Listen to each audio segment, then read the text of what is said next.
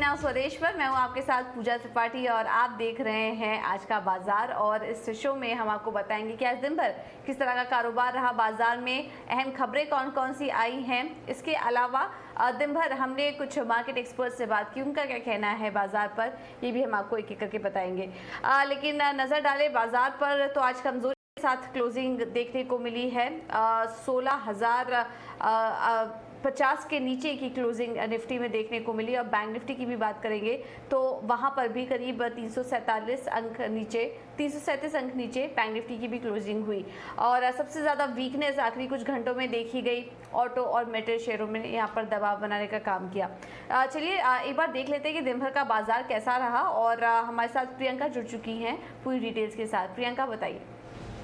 बिल्कुल, देखिए आज सुबह से ही आप देखें ना तो बाजार पे प्रेशर था और लास्ट 1 आवर पे तो ये प्रेशर बैंकिंग स्टॉक से ज़्यादा एक्सटेंड किया है। लेकिन 16,000 के ऊपर आप क्लोज हो रहे हैं जो एक इंपॉर्टेंट साइकोलॉजिकल लेवल है। लेकिन बैंकिंग स्टॉक्स यहाँ से फॉर श्योर थोड़े से प्रेशर में और वीक ज़रूर दिखाई दे रहे हैं। देखना होगा कि कल कैसी मूव दिखाते हैं, क्या ये रिकवर करते हैं, क्योंकि एक पॉइंट पे पीएसयू बैंक स्पेस के, mid cap PSU bank space के कई सारे गेनर्स भी आप देख रहे थे। लेकिन चले एक वेरी क्विकली आज बहुत बड़ी कोई सेक्टर से लीडरशिप देखने को मिली नहीं।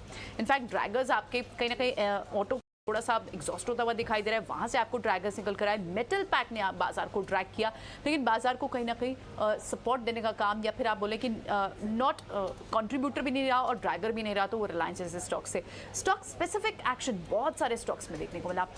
मिड कैप स्पेस से कई सारे स्टॉक वाइब्रेंट दिखाई दिए, उनके रीजन से। और न्यूज स्पेस एक्शन आपको बहुत देखने को मिला। पहले निफ्टी गेनर्स की बात करते हैं। निफ्टी गेनर्स में एनटीपीसी एक न्यूज का इंपैक्ट क्लियरली यहाँ दिखा। निफ्टी टॉप गेनर मेरा अपोलो हॉस्पिटल ब्रोकरेज हाउसेस की रिपोर्ट, वहाँ पर आपको इफेक्ट दिखा। इनफैक्ट अब जितने भी हॉस्पिटल डायग्नोस्टिक काउंटर्स है वो आपको अच्छे दिख भी रहे हैं। भारतीय एयरटेल टेक्निकल बाउंस बैक, कल अच्छी गिरावट वहाँ देखने को मिली थी। और अदानी पोर्ट।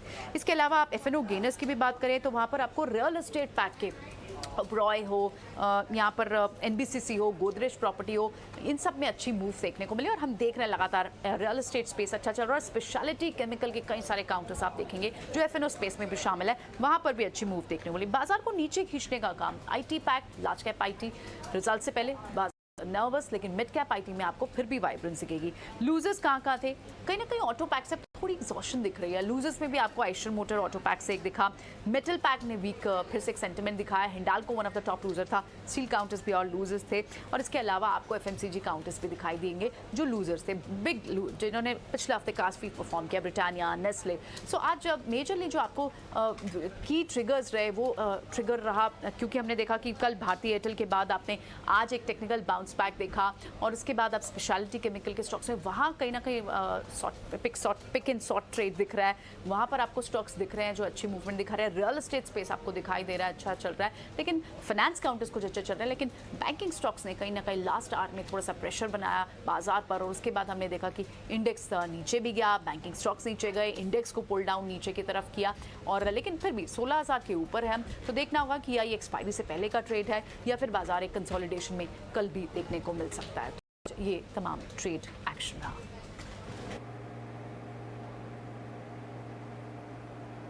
बिल्कुल, बहुत बहुत शुक्रिया प्रियंका ये सारी जानकारी देने के लिए। तो ये तो था मार्केट का एक्शन, हमने आपको बताया। लेकिन अब आगे बढ़ते हैं और दिन भर इस माहौल में हमारी कुछ मार्केट एक्सपर्ट से भी बात हुई, एक एक करके वो भी आपको वो सुनवा देते हैं। और आदित्य बिरला सन लाइफ एएमसी के ए बाला सुब्रमण्यन के मुताबिक बाजार में निवेश को लेकर आत्मविश्वास बढ़ा है, साथ ही निवेशकों की समझ भी बेहतर हुई। पहले की तरह गिरावट में निवेशक बाजार से भाग नहीं रहे। कॉन्फ्रेंस के अलावा इन्वेस्टमेंट्स में जो कॉन्फ्रेंस आया है एक्चुअली लास्ट 4-5 साल से मार्केट को वॉलेटिलिटी देखने के बाद जो जरूरी रहते हैं actually to invest in for long term wealth creation के लिए, that realization that has come for investors हिसाब से हर साल वो बढ़ते जा रहे हैं। SIP way of investing is now becoming the way of building the portfolios. जो number month on month number देख रहे हैं एक्चुअली एसआईपी का number is actually a true reflection of great understanding जो इन्वेस्टर्स के लिए जो आया है।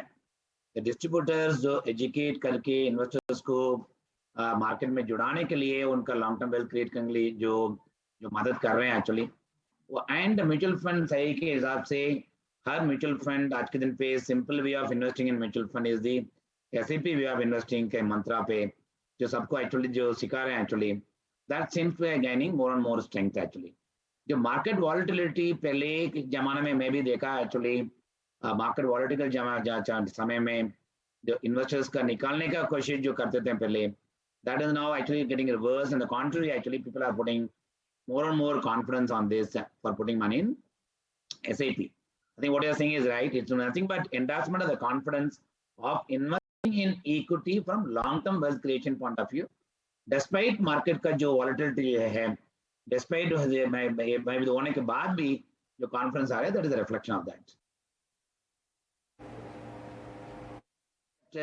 Have not done very well last 2 years. I think मेरे हिसाब से banking sectors का I think उम्मीद ज़्यादा actually. I think sector is the true reflection of the macroeconomy and also true reflection of the broad as a proxy of the Indian economy itself. So मेरे हिसाब से banking sector is the one I think will come back, which has got almost 30% weight in the index. Second is जो हिसाब से government का spending which continues, मेरे हिसाब से road, railways, airports, rural economic, rural road development, इसमें तो जो ताकत के हिसाब से जो गवर्नमेंट को continue to spend to get the government led growth, उसमें भी कैपिटल सेक्टर्स में भी उम्मीद ज्यादा है एक्चुअली.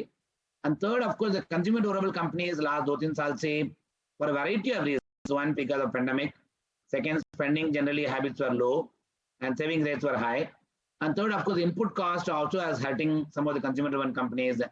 जिस हिसाब से रूरल इलेक्ट्रिफिकेशन को जो बढ़ा एक्चुअली इन द लास्ट 2-3 साल से, clearly the power sector reform that has happened clearly done wonders in terms of reaching power to every household in the country.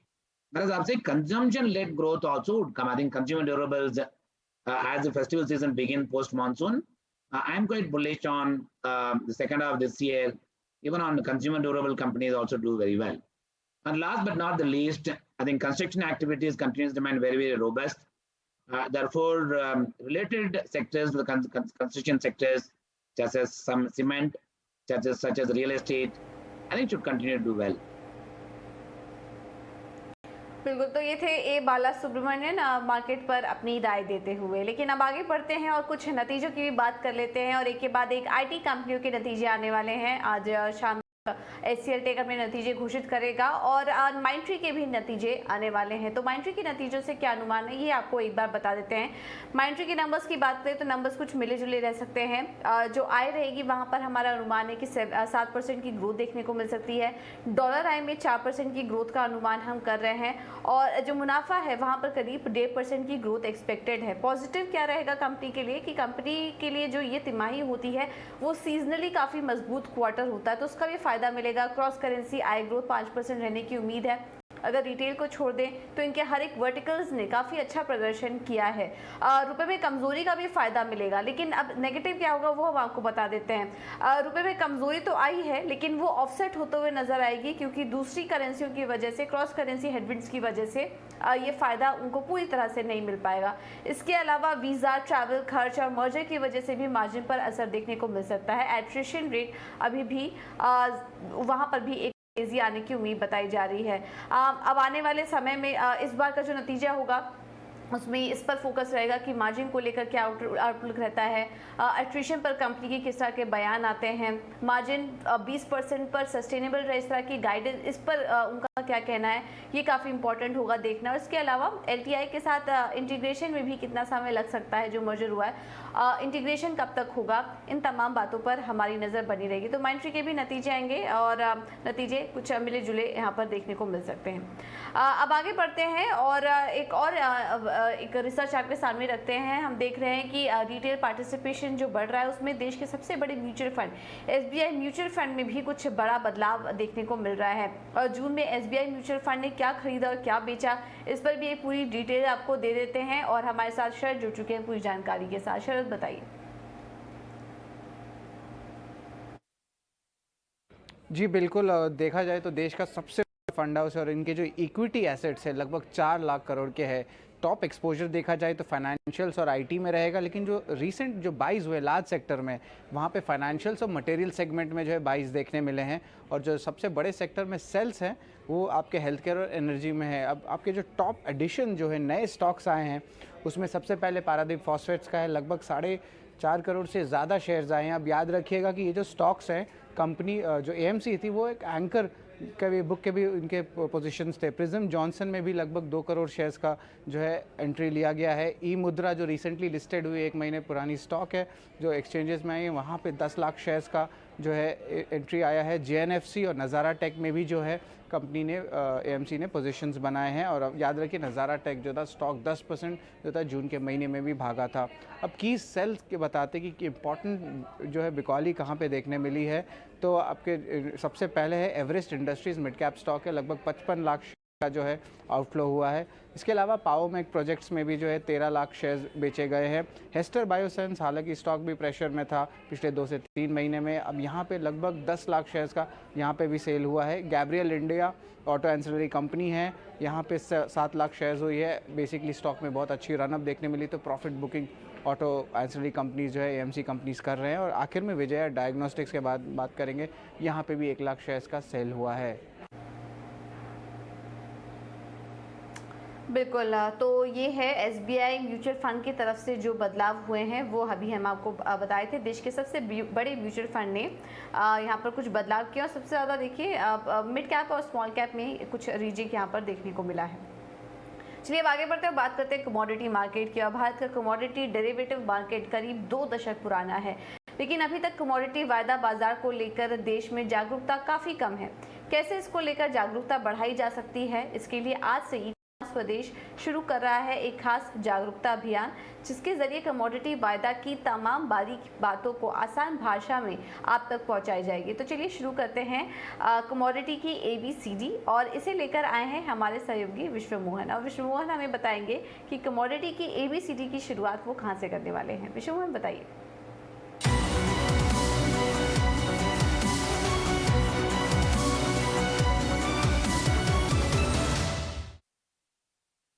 नए ट्रेडर्स के लिए कि कैसे वो कमोडिटी वायदा में एंट्री करें, क्या शुरुआती टिप्स उनके लिए। तो सबसे पहले अगर आपको कमोडिटी वायदा में ट्रेड करना है तो सबसे पहले आपको कमोडिटी मार्केट के बारे में जानना होगा, इकोनॉमी के बारे में समझना पड़ेगा, और सिर्फ कमोडिटी और इकोनॉमी के नहीं पूरी फाइनेंशियल मार्केट के बारे में आप समझे। फिर एक बार जब आपकी समझ डेवलप हो जाए फिर आप MCX और NCDX जो 2 सबसे बड़े एक्सचेंज है कमोडिटी मार्केट के, MCX पर नॉन एग्री कमोडिटी का सबसे बड़ा एक्सचेंज है, उसके सारे प्रोडक्ट को, और NCDX एग्री कमोडिटी का सबसे बड़ा एक्सचेंज है उसके प्रोडक्ट को समझे। हालांकि BSE और NSE पर भी कुछ कमोडिटी मार्केट के प्रोडक्ट है, उन प्रोडक्ट को अच्छी तरह समझे। उसके बाद एक बार आप मन बनाएं कि आपको कमोडिटी वायदा में ट्रेड करना है।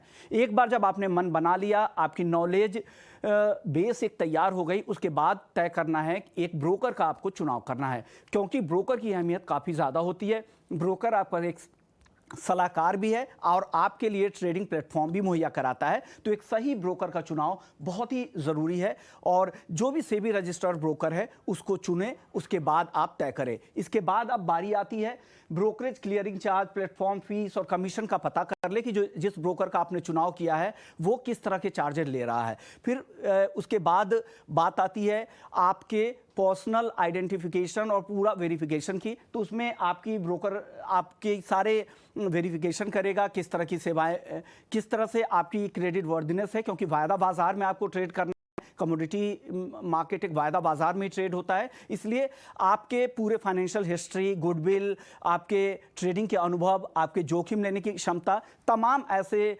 आधार पर वैल्यूएशन के बाद आपको फिर मौका दिया जाएगा। फिर आपको ट्रेडिंग और डीमैट के लिए एंट्री की इजाज़त मिल जाएगी। और एक बार जब आपका ट्रेडिंग और डीमैट अकाउंट खुल गया फिर आप ऑनलाइन और ऑफलाइन दोनों तरीके से ट्रेड शुरू कर सकते हैं। ट्रेडिंग शुरू करने के बाद अब बात यह आती है कि कॉस्ट क्या होगा, क्योंकि कॉस्ट अहम फैक्टर है, क्योंकि ये वायदा बाजार है और वायदा बाजार में कॉस्ट एक अहम होती है। तो शुरुआती कॉस्ट एक शुरुआती मार्जिन के तौर पर देना पड़ेगा। जो भी कॉन्ट्रैक्ट साइज होगा उसका करीब करीब 10% के आसपास आपको शुरुआती मार्जिन आपको रखना पड़ेगा। अब सवाल है कॉन्ट्रैक्ट साइज क्या होगा। तो कॉन्ट्रैक्ट साइज होता है किसी भी कमोडिटी का market price multiplied by lot size. तो लॉट साइज होता है क्योंकि ये वायदा बाजार है तो कोई भी कमोडिटी लॉट में ही ट्रेडिंग होती है। मान लीजिए अगर गोल्ड का जो करेंट भाव है वो 50,000 है और लॉट साइज 100 का है, तो कॉन्ट्रैक्ट का टोटल साइज होगा 5 लाख रुपए का, और अगर 10% शुरुआती मार्जिन आपको देना है तो 50,000 रुपए कम से कम आपको शुरुआती मार्जिन देना पड़ेगा। और कुछ उतार चढ़ाव के लिए आपको मार्क टू मार्केट और कुछ अलग तरह के मार्जिन एक्सचेंज की तरफ से लगाए जाते हैं, उसके लिए भी आपको पैसा रखना पड़ेगा। और कुल मिलाकर 20 से 25% कुल कॉन्ट्रैक्ट साइज का मार्जिन आपके पास एक ट्रेडर के लिए होना बेहद जरूरी है। अब बात आती है पोजीशन कैसे बनाएं। पोजीशन के लिए अगर आपको लगता है कि बाजार में तेजी लग रही है, लग रहा है कि 50,000 को सोना 50,200 होने वाला है, तो आप लॉन्ग पोजीशन फ्यूचर्स मार्केट में बना सकते हैं। वहीं अगर आप ऑप्शंस के जरिए ट्रेड करना चाहते हैं तो कॉल बाई कर सकते हैं। वहीं अगर आपको लगता है नहीं बाजार में गिरावट आएगी तो बाजार की गिरावट में आप शॉर्ट पोजीशन, जिसे मार्केट की भाषा में शॉर्ट करना कहते हैं, बेचना कहते हैं, यानी आपको लग रहा है कि 50,000 का सोना 49,800 रुपए पे आ जाएगा तो आप यहां पर शॉर्ट कर सकते हैं। या फिर अगर आप फ्यूचर्स में ट्रेड नहीं करना चाहते हैं तो ऑप्शंस पुट बाई कर सकते हैं। इसके अलावा अगर आप कॉल राइटर है, अगर आपको लग रहा है कि बाजार में मंदी है तो कॉल राइट कर सकते हैं, और लग रहा है कि बाजार में तेजी है तो पुट राइट कर सकते हैं। तो ये कुछ अहम सलाह है नए ट्रेडर्स के लिए, अगर वो कमोडिटी वायदा में ट्रेड करना चाहते हैं तो इन सुझावों को जरूर अमल में ला सकते हैं।